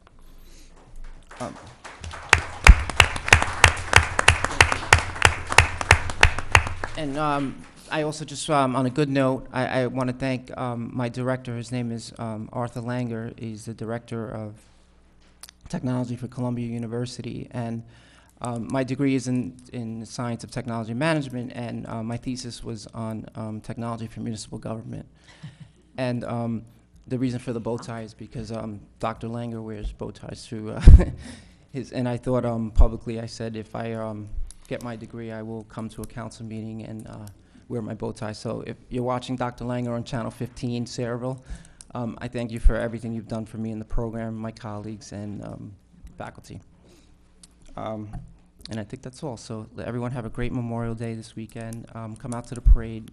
Hopefully it won't rain this year. And again, remember our veterans in the past, and please remember our soldiers who are fighting for us today in this country. Thank you. Thank you. Water and Sewer Environmental, Council President Buchanan. Thank you, Mayor. Move that the Water and Sewer Director's report for the month of April 2017 be received and filed. Anything else? I'm just going to reiterate what Councilman Melendez said. Make sure you please come out to our parade, the Veterans Parade. It's not our parade, it's the Veterans Parade. I was in a neighboring town this past weekend. The numbers were low. We need to be out there for our veterans every day and honoring them on this weekend. It's just not for a barbecue. So with that, progress. Okay, thank you. At this time, I'm going to ask Ed Streck and Rosetta Fisher to come up to talk about what's in store for us for Memorial Day. Come on up. Eddie, I need you to, Rosetta, I've never publicly acknowledged your service to our country. Come on up.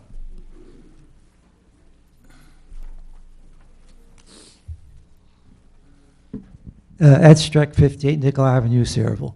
I can tell you what the American Legion will be doing on Memorial Day. Right. The VFW has an entirely different schedule. Well, let's talk about the parade. Okay, the parade. Well, it's the lead up to the parade. Well, that's actually going to take place. At 6 a.m., we'll be pulling out of the American Legion parking lot, and we'll be going to 4 cemeteries. I don't know the exact order which we're going to, but we'll be going to 4 cemeteries. When we return, we'll have a short breakfast at our post, a service in front of our post, and 8 o'clock we'll be going over to the exempt firemen's monument for their service. At 9 o'clock, we'll be marching to the top of the Sayreville War Veteran Memorial Bridge. And at 10 o'clock, if my color guard is still able to march and walk, we'll be marching in the annual Memorial Day Parade. I would suggest that people try to get out and honor our veterans, not only that are serving today, but those that who have served in all the wars and paid the ultimate price for the cost of our freedom. Eddie, as always, thank you for your service to our country. And also, Staff Sergeant Fisher. I Retired. want everyone to remember there are female veterans, and support your females because we also serve, and we're veterans in the VFW, the American Legion, and just support the females. So everyone knows, Staff Sergeant Fisher I is have a master. 26 years. Hey, it's not your turn to talk. It's my turn. Actually, it's a public Is a master of weapons of mass destruction, and right after 9/11, she was deployed in New Jersey up by the two tunnels. She was up by the Lincoln Tunnel, and she and I would talk quite often. And I said, Rosetta, if you get the call to put that special radioactive suit on, you call me. I'm the second call you make so that I can alert the people of Sayreville. That's right, and we're veterans, but we don't always want to show, what is it, like, patriotism? Yeah, we just want you to support the veterans. We always do. Thank you. Thank you. Mayor? Rosetta is a member of our American Legion Post 211, so we appreciate it. And there are more women serving in combat zones today than there were ever before. Yeah. So we thank her for her service also. Thank you. Thank you, Eddie. Mayor, Ed, like Ed said, the things that go on before the parade are really very important too. And like the Legion, the VFW starts at 5:30 in the morning. If anybody, we go from Old Cavalry, right behind OLV Church, to the new cemetery. We then go to St. Stan's. That's when we usually stop to have breakfast. Then we come back and we go to Sacred Heart Cemetery. And then we are on Woodside at that monument after that, right before the firemen's thing. So if anybody is in those areas at that time, if you not necessarily go to every one, but if you could stop at one of the cemeteries, it would really be nice. Thank you. Okay, it's a great parade. It's a wonderful parade. It's symbolic of Sayreville, who we are, what we stand for, and our patriotism. So, to all the veterans everywhere, but particularly those in Sayreville, thank you for the service that provided us with the freedoms we enjoy today. With that, I'll go with Dan Frankel's report. Thank you, Mayor. Notice received from Martha Hartle of her wishing to donate Block 450, Lot 9, near Cheesequake Creek to the Borough of Sayreville. We're okay? Were any objection to that? But we have to refer that to open space, or somebody, we're just going to take the property? Do we need to, I There's a don't lot of think, do we steps need in to, just do we need to taking refer the to open space? Well, let open space know. Okay. All right? Let We're gonna open add it to our We're going to add it to our list. inventory, thank you. Authorization to purchase one tandem roll-off truck from Hunter, Jersey, Peterbilt, Clarksburg, New Jersey, through the National Joint Powers Alliance Cooperative Purchasing Program in an amount not to exceed $213,929.44. Next item. Authorization to purchase one tandem axle dump truck from Hunter, Jersey, Peterbilt of Clarksburg, New Jersey, through the National Joint Powers Alliance Cooperative Purchasing Program in an amount not to exceed $198,416. Next item. Authorization to award a contract for HVAC and boiler equipment maintenance, repair, and replacement on an as-needed basis for the annual amount not to exceed $77,250 to Titan Mechanical Services of Trenton, and to reject the bid submitted by Victor's Air Conditioning as it contained fatal flaws. And next item. Authorization to approve change order number 1 from Mid-Atlantic Waste System of Newcastle, Delaware, for repairs to 4 Heil rear loader sanitation trucks in amount not to exceed $3,588.80. Any objection? Next item. Request received from St. Stanislaus Costa Church for the use of 2 borough golf carts during their annual parish carnival from June 20th, 2017 through June 26th, Any 2017. And Mayor, we do not need to be in executive session. Okay. Do you have anything for Wayne's report? There's nothing for his report, Mayor. Okay. Borough Engineer Jay Cornell, your report? Thank you, Mayor. Just one item. Prior to your next meeting, we're receiving bids for the replacement of the cooling tower at the Public Safety Complex. We'd ask that if everything's in order, you have a resolution awarding that contract at your next meeting. That's it. Thank you. Borough Attorney's report? Yeah, Mayor, there's only one. We received a request from the New Jersey DEP requesting property they acquired to be released of certain covenants running with the land. I've reviewed with the borough engineer and tax assessor as together with the release, and I just want to need authorization to execute same. Any objection? No. Okay. No, I don't need executive. Okay, with that, I'm going to open the public portion for questions or comments on any and all issues. Heather?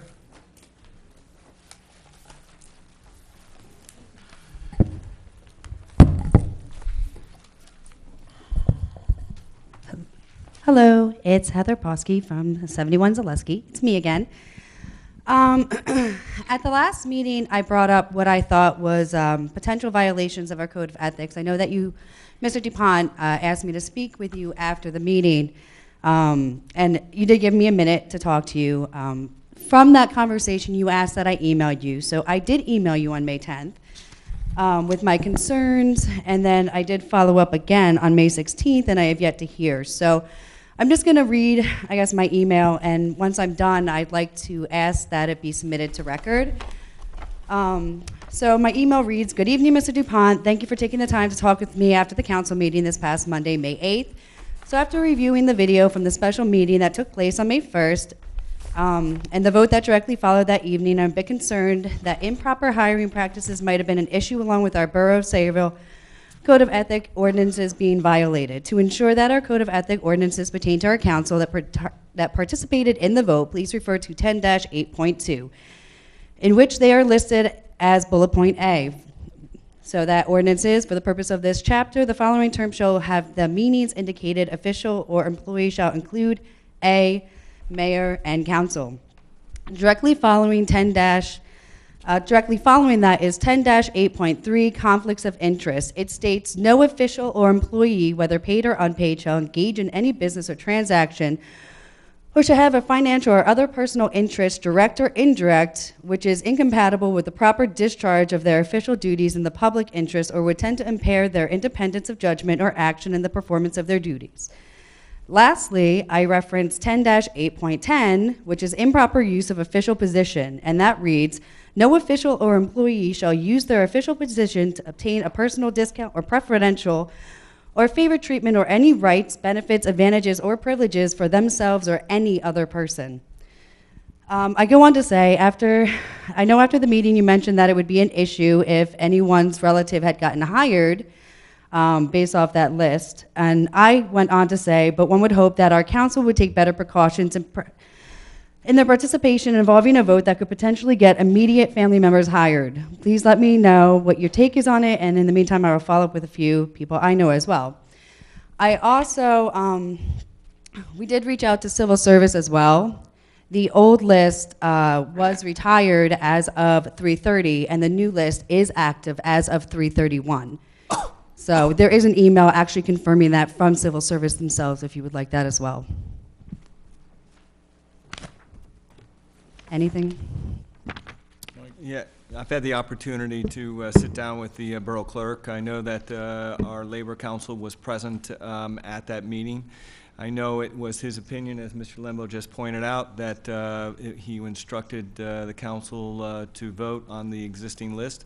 I also know that the motion was to fill vacancies, not to hire. So I'm not quite sure, and I know there was an article in the newspaper that I believe was generated by you with respect to a potential conflict. There was no conflict based on the opinion of some of the professors that were given, I think it was in the paper. I do know, I'm sorry, what? I believe the paper said the Rutgers professor. Yeah, I couldn't remember off the top of my head because I couldn't find it. But again, it was on the advice of Labor Council that, you know, they fill vacancies on the existing list. There was not a vote to hire. So, you know, in my opinion, I'm not quite sure where the conflict was. It was on the recommendations of Labor Council that's been here for 30 some odd years, as Mr. Olszewski had, I didn't realize that. So based on what limited information you provided to me, I'm not quite sure where you are going on that. Well, did you get a chance to review the May 1st meeting? I know that at the last council meeting, you had mentioned that you weren't there and that you weren't completely familiar with the meeting because you hadn't had a chance to view it. I had the opportunity to sit down with Okay, Borough so then at Council. the beginning, you would have noticed that the mayor pointed out that there were family members on the existing list that the Borough of Sayreville currently has. And again, it was on the recommendation of Labor Council that the vacancies be filled on the list. Okay. So, and I appreciate that, and. If that's your official position, that's fine. I'd still like to submit my email to record. Sure, go ahead. Harry, if you would, please. Thank you. Thank you, Heather. Are there any other questions or comments? Yes.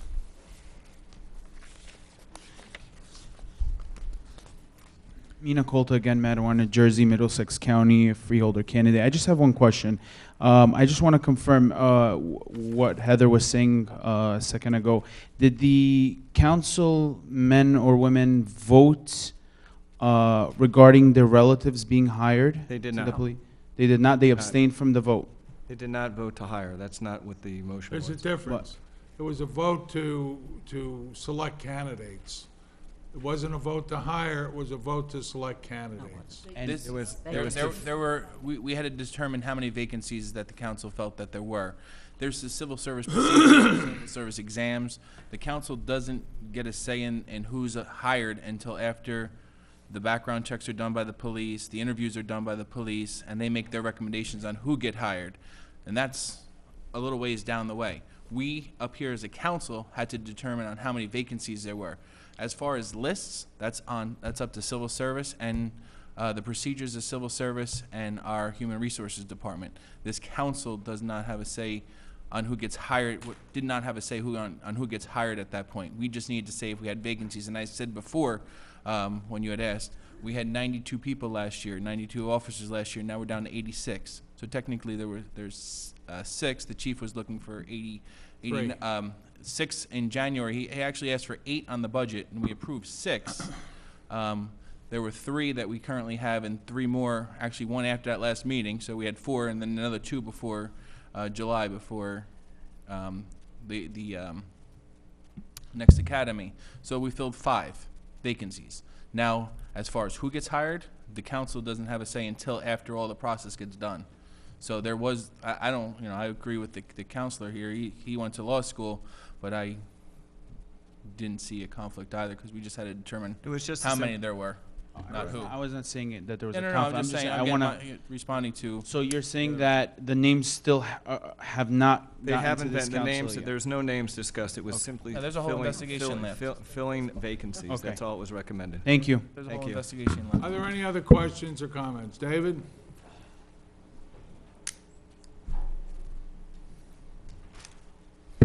David Ponsky, 71 Zaleski. Mayor, the May 1st meeting, at the end, you went to make a motion to turn in the old list and get a new one. And the labor lawyer said, you can't, there is no new list. I took it upon myself, since I was hired off civil service, and sent an email to civil service. I asked, my email to them was, let me scroll.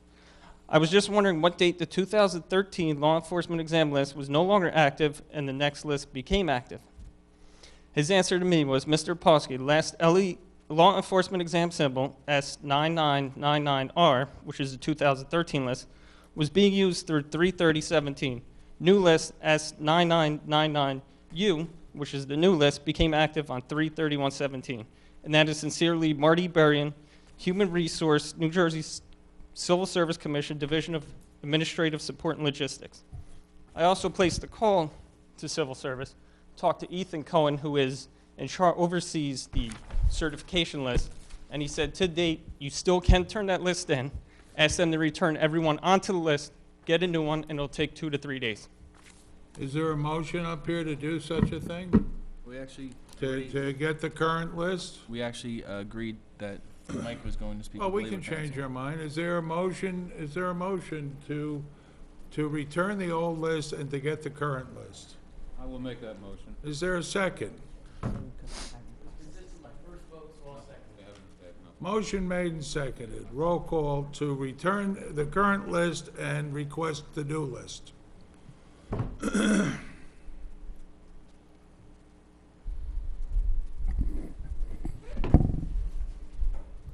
Councilpersons Lembo? Yes. Buchanan?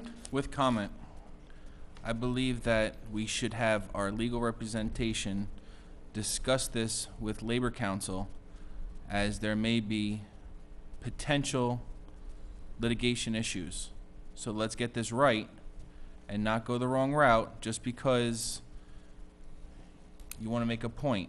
I said, let's get this right, and we have a next meeting before we actually have to hire. I don't know if there's been letters sent out to individuals already. I don't know if there's been background checks on people already since the last meeting. If we're going to do this, you be prepared for potential litigations from those who will be affected. So I'm going to vote no. Grillo? Yes. Kilpatrick? No, for the sake, oh, that's not. Is there any issue with me voting on this, council? No, right Okay. now, it's just a motion for me to. Yeah, I have concerns over litigation, as does Mr. Buchanan. I don't want to see us open up to a lawsuit now in the event that potentially, I don't know where the police department is in their hiring process right now.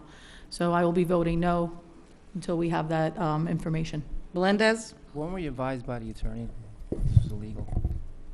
I don't, to me, this doesn't make any sense. You know, gentleman talks about litigation in this town, $1.2 million. It seems like that's the normal case. I'm not an expert in this area. I'm an expert in technology, and that's what I do. The attorney advised her, so I'm going to vote no.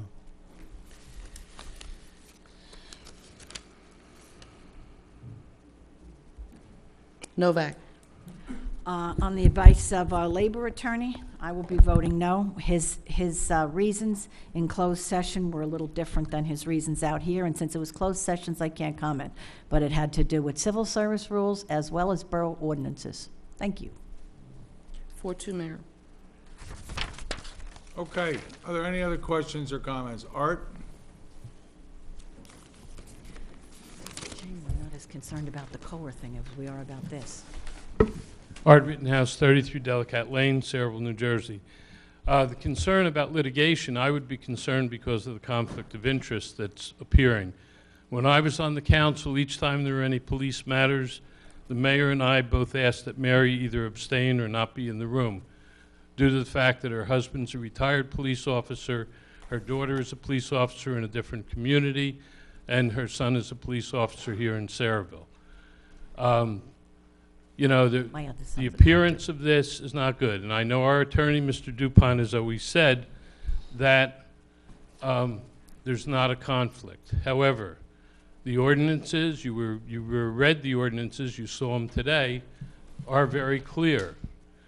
I didn't hear a response from Mr. Dupont, and it's a shame that Mr. Dupont could not respond to a resident who emailed him twice, spoke to him after the meeting, and then emailed him twice, and he does not have the courtesy to return or answer the client. It's a shame. Remember, the residents are here, and you're serving the residents of Sayreville. You're not serving the Democratic Party. Just on a couple of other points, I think you've again made a mistake. You're going to have litigation due to this. But another point, Mr. Buchanan, last year you campaigned along with Mr. Melendez on the chromium in the water. I knew that was going to come up. Mary said it should all be gone. She proposed a $22 million proposal because the only way to do it was reverse osmosis, which is the price of that. What's the status? I never proposed that. Yes, you did. No, I did not. You said Never that did. you want it I all said I out wanted of it the looked water. into to see how we could do it. As a matter of fact, there's a much easier way of doing it, Art, and I only spoke to Dan about this the other day. Much easier, much cheaper way to do it. We have been staying on top of this. I never proposed spending $22 million. I just proposed doing something and checking into it, and that's what we've been doing. You're a great ventriloquist, Mr. Buchanan. That was very good. Has Mr. Smith passed his test? Are we allowed to talk about personnel issues like that? At this point in time, you're not aware of it. That's the water director who was hired, and If you're aware. part of the requirement was he's to pass the test. We're paying another employee $10,000 a year because he doesn't have that license. My question is, has he passed the test yet? I am not aware if he took it again. Mr. Frankel, who's the business administrator who doesn't talk but should be talking, has he passed the test? He's not allowed to talk unless he's told to. Questions through the mayor, sir? You got to go through the Mr. Mayor, Go ahead. Thank you. No, he's not passed his test. do you have a plan to accomplish that? Do I have a plan to accomplish that? He has taken review courses. He takes the test approximately every quarter. He is taking more math courses right now, and I don't know the next time exactly when he's taking the test. Okay, thank you. That's all I have for the evening. Eddie?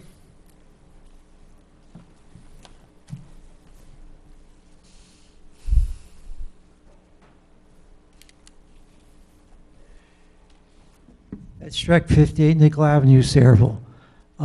When he was hired, the water treatment plant director, was that part of his qualifications to have that qualification, that test? Go ahead. I think it was. When we interviewed for the director, there was a committee of three: Dave Samuel, Wayne Kronowski, and myself.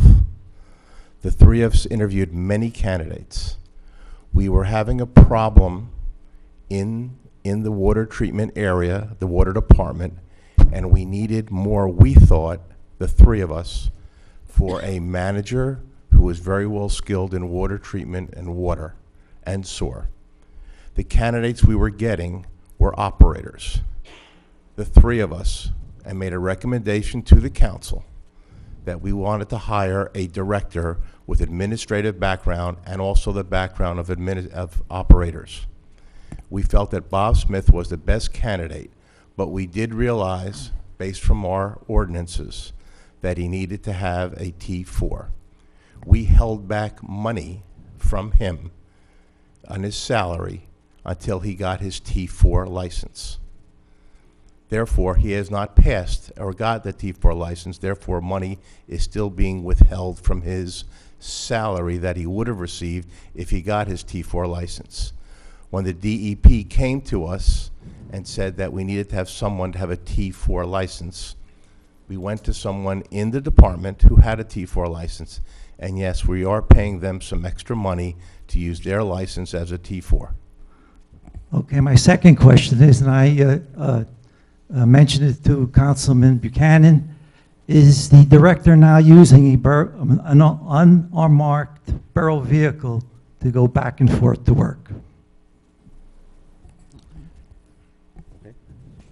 The director has, as part of his original salary, was getting a stipend for traveling. We are now letting him use a borough vehicle, and that's all he's using, and remove the stipend from his compensation package. Now, he was getting $250 every 2 weeks to No, travel sir. back. No. Yes, no. he was. I believe, okay, I believe it was a little bit more than that, sir. It was $500 a month. I believe it was $600 a month. It was $250 every meeting. It was in- You in might be accounts right, but payable. I will check. So let's just say it's between $500 and $600 a month. So he was getting that money to travel back and forth. It was part of his compensation package. That was approved by the council. Yes, it was, sir. Okay, thank you. You're welcome. Are there any other questions or comments? Being no other questions or comments, Rosetta Fisher. I have no idea, to be honest with you. Hello, Rosetta Fisher, 24 Burns Lane East. And my question is for the mayor and the attorney. What constitutes a conflict of interest? This is the Well, attorney. I don't know. Go ahead, I'm go not ahead. really That's all familiar right. with who's the attorney and who's the It's okay, business it's okay. He's the attorney. administrator, but what constitutes a conflict of interest? If you have a person that's in your family that's benefiting,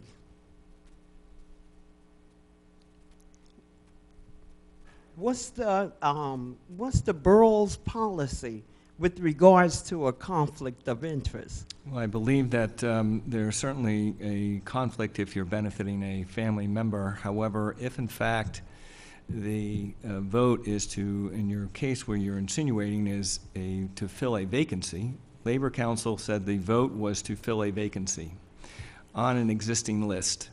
And so that vote was taken, right?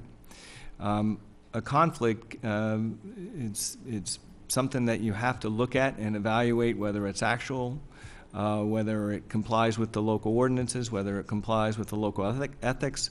So it's not an easy question to answer. And that's a state regulation or a borough policy? It's both. Okay. All right. All right. So, Mary Novak and Ms. Kilpatrick being involved in, well, their families being involved in a policy, or I don't even know what it is that I'm saying, but You're doing a good job at it. no. Well, what I'm saying is, if their family is benefiting from a job or something of that nature, but that's no. not Listen what's to me. transpiring. No. That's not what's happening here. So Oh, you're it's not? No, it's not. So it's not. So well, so you had indicated that you did not know what you're asking, and it's no, clear but that you. what I'm saying is, if your family is, when I worked on the zoning board, anything that happened where there was a person that lived in my neighborhood, or that I knew, I recluse myself. So if somebody that they are dealing with, their family is dealing with, or benefiting from, and we have veterans that are looking for, jobs and stuff of that nature, then why is the list thrown out? But you're jumping to the conclusion that their family members are benefiting, and that's not happening. What here was a recommendation of Labor Council that they vote on the existing list. Now, Mr. Limbo And that was your recommendation, right? It was not. I was not present. That was Labor Council. That was Mr. Clark, who's been here for 30-some-odd years. Thank you. Sorry. Thank you, Rosetta. Whatever. Fred?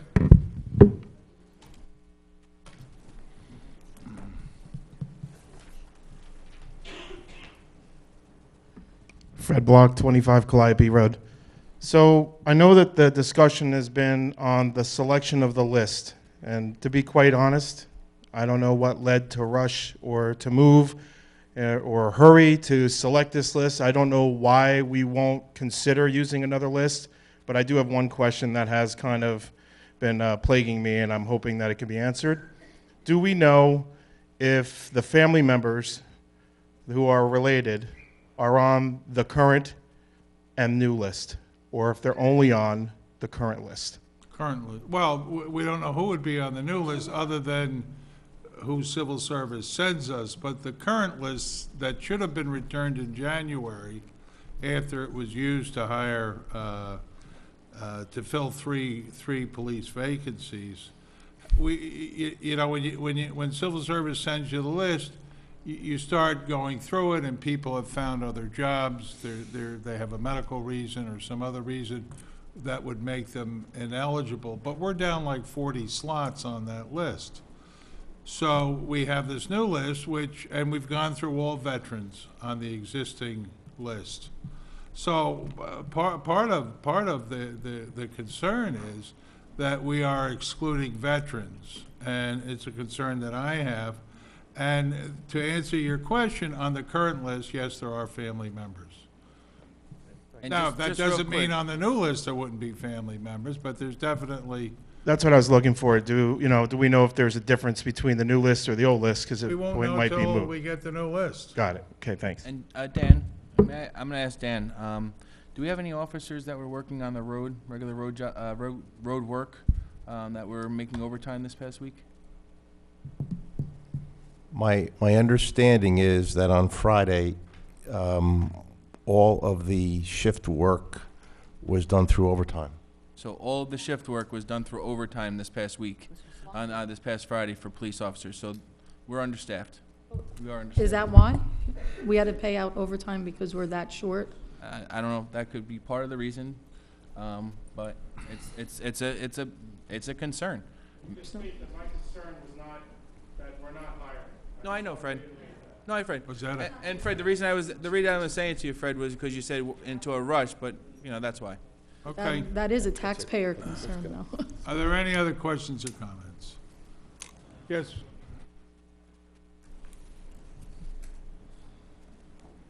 Ruth Ann Mahoney, 2 Gerard Place, Portland. I Just can't one- hear you. We Oh, can't I'm hear you, sorry. Ruth Ann. One question, I don't know if it's to the council or I should go to planning board. Because Camelot at Town Lake is not full, there are signs out, there's advertisements. Can Right. any of that be used for the affordable housing? I wouldn't know the answer. Jay, would you know that answer? It would not be a requirement. That's not to say a request couldn't be made, but it was Okay. not approved as having an affordable housing component. So it could be. Okay. Who would request it? You have to understand something. You have to understand something. So you request from an owner of, an apartment. We go to the owner of Winding Woods, and we say, listen, would you like to designate 100 units for low income? And I think a 2-bedroom is $1,200 a month at Winding Woods. And let's say that the amount that low income is going to give him is going to be under that $1,200. Somebody has to make up that difference. So generally, it would be the town that would make up that difference. I just was wondering Right. if it was an idea. No, it's a good idea. Don't stop. Since they're Good idea. since they're empty We'll and we'll make that request. they're not making any kind of money right now. Right, we'll make that request. All right, I appreciate that. Thank you all. All right, are there any other questions? Being no other questions, I'll entertain a motion. Move the public portion be closed. Second. All in favor? Take a motion for adjournment. So moved. All in favor?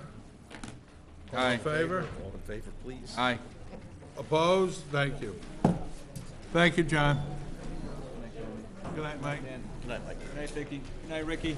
Congratulations. Be very proud. Good night, Steve. Good night, Jay.